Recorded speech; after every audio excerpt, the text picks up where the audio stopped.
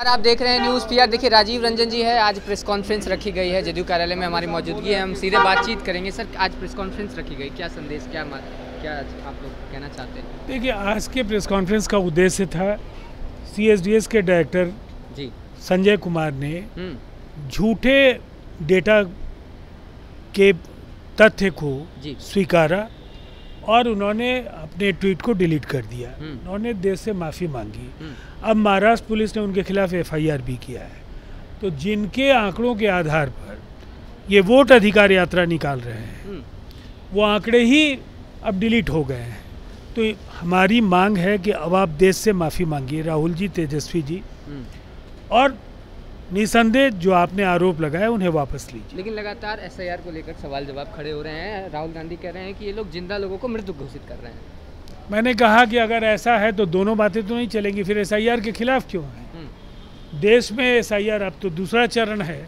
आपत्तियां दर्ज कराइए, आपके जो बीएलएज हैं उनको आप निर्देश दीजिए कि निर्वाचन आयोग ने उन्हें जो सूची उपलब्ध कराई, अब तो वेबसाइट पर भी इलेक्शन कमीशन ऑफ इंडिया उसे जारी कर रही है, तो इन आंकड़ों के आधार पर अगर कहीं कोई त्रुटि है तो उसके निराकरण में सहयोग करें। इतने बड़े अभियान में छोटी मोटी गलतियां हो सकती हैं, उनको सुधारने का काम आयोग कर रही है और पूरी तत्परता से कर रही है। के आधार पर नहीं टिकी है, क्या आप दोनों मिलकर माफी यात्रा निकालेंगे? ये सवाल बेहद अहम है। जनता पूछ रही है, बिहार में नीतीश कुमार विकास की इबारत लिख रहे हैं और आप दोनों झूठ का पैम्पलेट बांट रहे हैं। क्या यही आपकी नई राजनीति है, झूठ की साझेदारी? इस पर भी हमें आपका जवाब चाहिए। बार बार झूठ बोलकर कोर्ट में माफी मांगने वाले राहुल और बार बार झूठ फैलाकर जनता को गुमराह करने वाले तेजस्वी, क्या यही युवा नेतृत्व है? ये दो असफल युवा नेताओं की जोड़ी क्या यही है? ये जानना बेहद जरूरी है। एक नेता जो लगातार कोशिशों के बाद भी कांग्रेस को रसातल में जाने से बचा नहीं पा रहा है, और एक नेता जिसके अहंकार की वजह से राजद सारे चुनाव, चाहे लोकसभा के चुनाव हो या विधानसभा के उपचुनाव, लगातार हार रहा है। अब विकास की जगह लोगों के द्वारा फैलाए गए झूठ के नैरेटिव को क्या जनता स्वीकार करेगी? स्पष्ट जवाब है, जनता झूठ के नैरेटिव को कतई स्वीकार नहीं करेगी। लोग 2025 से 30 के बीच बिहार को एक विकसित राज्य के रूप में उभरता हुआ देखना चाहते हैं, और ये संभव तभी है जब एनडीए को जनादेश मिले और बिहार के मुख्यमंत्री नीतीश कुमार जी के नेतृत्व में नई सरकार बने, जहां हमने 2025 तक काम पूरा किया है। 25 से 30 के बीच में जो भी बाकी कार्य होंगे उनको पूरा कर हम देश के संपन्न विकसित राज्यों की पास में बिहार को शामिल करा सकें। क्रिकेट स्टेडियम तक अप्रोच रोड के लिए 364 करोड़ रुपए स्वीकृत। अब जो ये विजन है, नीतीश कुमार के विजन पर सवाल खड़े करने वाले लोग, जिन्होंने यूनिवर्सिटी का मुंह ही नहीं देखा, अब वो विजनरी लीडर हैं, और आधुनिक बिहार के विश्वकर्मा नीतीश कुमार जी के पास कोई विजन नहीं है।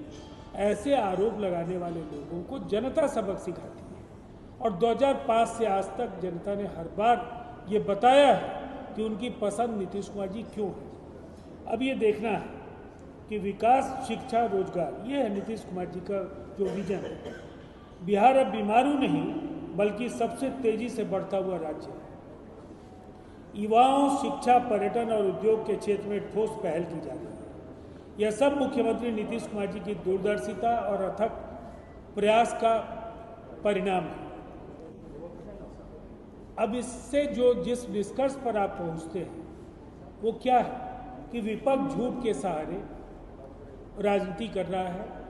जब आप नीतीश कुमार जी के इन 20 वर्षों का कार्यकाल देखते हैं तो निसंदेह आज़ादी के इन 77 वर्षों में 15 वर्ष लालू जी, राबड़ी जी और उसके पहले कांग्रेस के शासन, क्योंकि ये दोनों घूम रहे हैं, तो जनता देख रही है कि इन 20 वर्षों में जो बिहार ने हासिल किया वो कभी बिहार को नहीं मिल पाया था, और इसीलिए झूठ के सहारे विपक्ष राजनीति कर रहा है।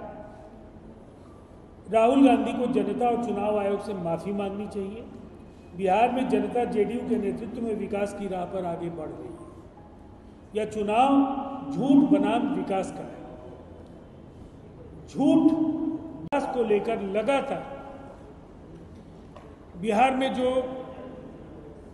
झूठी तस्वीर बनाने की कोशिश, दवाई कमाई और तमाम तरह के क्या क्या वो दोहे गढ़ते रहते हैं, उन्हें आज CII की इस टिप्पणी को भी देखना चाहिए जिसमें कहा 2046-47 तक बिहार की अर्थव्यवस्था 1100 अरब डॉलर की। 2023-24 में हमारा जो GDP है 8,54,000 करोड़ रुपए का रहा है, जो 14.4 की दर से लगातार बढ़ रहा है। देश की औसत से लगातार हम आगे विकास की यात्रा तय कर रहे हैं और तेजी से विकास करने वाले उन राज्यों में शामिल है जहां निवेशकों की दिलचस्पी बढ़ी है और लगातार इन्वेस्टर समिट में बिहार में उद्योग लगाने के प्रस्ताव आ रहे हैं। पर्यटन के विस्तार को लेकर के जो बड़े फैसले हैं, राजगीर में 2 5 स्टार होटल का निर्माण, वैशाली में 10 एकड़ जमीन पर 5 स्टार रिजोर्ट, बिहार को अंतर्राष्ट्रीय मानचित्र पर स्थापित करने की दृष्टि से ये 2 फैसले बेहद हैं। उसी तरह से युवाओं के लिए जो बड़ी राहत है कि सरकारी नौकरी की प्रारंभिक परीक्षा में केवल 100 रुपए की फीस और मुख्य परीक्षा निःशुल्क होगी। शिक्षक सम्मान, कल तक राष्ट्रीय पुरस्कार पाने वाले जो शिक्षक थे उनको 15,000 रुपये दिया जाता था, अब वो 30,000 रुपये दिए जाएंगे। बहुआयामी विकास का कोई ऐसा क्षेत्र नहीं है जिसे इन फैसलों से मुख्य धारा में आने का अवसर नहीं मिला। पटना राजगीर 4 लेन हाईवे योजना को मंजूरी की उपाधि आपको दी गई है और राफेल मुद्दे पर आपने सुप्रीम कोर्ट से माफी मांगी। खून की दलाली के सवाल पर सेना और जनता जब दोनों ही नाराज हुए तो फिर आपकी उस टिप्पणी ने भी कहीं ना कहीं पूरे देश में जो सेना के शौर्य और पराक्रम पर आपकी ओर से सवाल खड़े किए गए, आपके अनेक नेताओं की ओर से तत्कालीन सेनाध्यक्ष की ओर के लिए जो टिप्पणियां दी गई, देश आज भी उससे मर्माहत है। साथ ही सभी चोरों का सरनेम मोदी, इस बयान पर भी मानहानि का दोषी आपको करार दिया और बार बार आप झूठ बोलते हैं और कोर्ट और जनता के दबाव में माफी मांगते हैं, तो एक बार फिर माफी मांग ली, क्योंकि आपका इतिहास है और ये इस बार का जो ये पूरा का पूरा अभियान है, आपको ये पता है कि बिहार में लोकसभा चुनाव हमारा स्ट्राइक रेट कामयाबी का 75% का है, 40 में 30 सीटें हम लोगों ने जीती और विधानसभा के उपचुनाव में 100% 4 की 4 सीटें हम लोगों ने जीती। तो फिर आपको पता है कि आपकी हार पक्की है, एक बड़ी हार होगी और नेता प्रतिपक्ष की कुर्सी बिहार में तेजस्वी यादव को हासिल करने के लिए जितनी सीटें चाहिए वो जीत पाना भी जो जमीनी सच्चाई है वो संभव नहीं दिखता है। तो आपने पूरे जनादेश को संदेहों के दायरे में लाने के लिए ये वोट अधिकार यात्रा का ये स्वांग रचा है, लेकिन अब जब बुनियाद पर ही प्रहार हो गया तो अब कम से कम आपको ये समझदारी का परिचय देना चाहिए, इसलिए कि आप दोनों की उम्र कम है और लंबी पारी खेलनी है तो फिर एक कदम पीछे हट करके माफ़ी मांगने में कोई परहेज नहीं होना चाहिए, कोई गुरेज नहीं होना चाहिए। सवाल अगर है सर, मेरा आपसे सवाल है, आज शताब्दी समारोह था बापू सभा में, वहाँ नीतीश कुमार गए थे, उन्होंने बात की थी मुसलमानों से, लेकिन मुसलमान नाखुश हैं, कह रहे हैं जो सुनना चाहते थे उन्होंने सुना नहीं और साथ ही जो नियमावली है उसमें भी कुछ तब्दीली कर दी है नीतीश कुमार ने। देखिए, मुझे लगता है जिससे आपकी अपेक्षाएं होती हैं सवाल भी वही होता है। बिहार में नीतीश कुमार जी ने बगैर किसी भेदभाव के, हिंदू हो मुसलमान हो, सिख हो ईसाई हो, जैन हो धर्म या बौद्ध हो, सबके लिए काम किया है और इसीलिए कई बार कुछ सवाल खड़े होंगे, लेकिन उनका यकीन भी नीतीश कुमार जी के साथ है, इसलिए कि अल्पसंख्यक कल्याण के जो ये शानदार 2 दशक हैं इतना काम कभी मुसलमानों के लिए नहीं हुआ है। और लोगों को भागलपुर दंगे के उस खौफनाक दौर का भी स्मरण है। उसके बाद राजद के कार्यकाल में उस दौर के सबसे बड़े खलनायक कामेश्वर यादव का सार्वजनिक सम्मान भी याद है। बंद मुकदमों को नीतीश कुमार जी ने खोला, लोगों को ये भी याद है। लोगों के पुनर्वास की व्यवस्था, कब्रिस्तानों की घेराबंदी से लेकर बहुउद्देशीय जो बड़े बड़े जो 7 मंजिली इमारतें बनी और जो तरह तरह के मदरसों के उन्नयन से लेकर बड़े फैसले हुए, उनके रोजगार, उनके शिक्षा को लेकर जो बड़े कदम उठाए गए, उनके उद्यमशीलता को ध्यान में रख करके उन्हें उद्यमी बनाने की योजना पर जो राज्य सरकार ने काम किया, उसके बाद मुसलमानों के मन में नीतीश कुमार जी के लिए कभी कोई असम्मान हो ही नहीं सकता है। अपेक्षाएं कुछ और होंगी। निसंदेह हमारी सरकार जनता के अपेक्षाओं की कसौटी पर हर बार खरी उतरी है और अगर उनके कुछ सवाल होंगे उनका भी समाधान होगा। सरकार की विभिन्न उपलब्धियों को आपने आंकड़े में बताया, फिर भी बिहार राज्य की पर कैपिटा इनकम काफी कम क्यों है? देखिए, एक बात तो बिल्कुल साफ है, आप इसको इस तरीके से देखिए।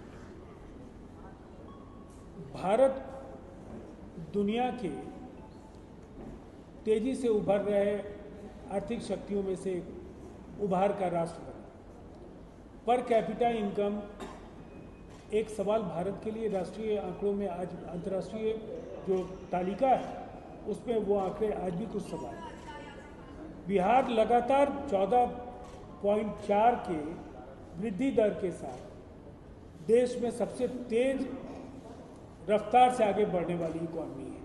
लेकिन ये सच है कि जो आपकी खस्ताहाल अवस्था थी 2005 के बाद, खाली खजाना और जिन स्थितियों का सामना, जिस बदहाली का सामना बिहार को करना पड़ा है, वहाँ से बिहार का के नव निर्माण का ये महायज्ञ समापन की ओर आगे बढ़ रहा है। तो पहले से दुगुनी हुई। अब निसंदेह जो आगे की जो चुनौतियां हैं उनको भी अवसर में बदलेंगे, लेकिन हमारा मानना है कि हम सही दिशा में बढ़ रहे हैं। संविधान संशोधन विधेयक 129वां जो प्रवक्ता थे राजीव रंजन हमारे साथ। महाराष्ट्र के मामले को लेकर उन्होंने तमाम बातें कही। अपनी राय देना ना भूलें और ऐसे ही तमाम खबरों के लिए बने रहें न्यूज़ पीआर के साथ। धन्यवाद।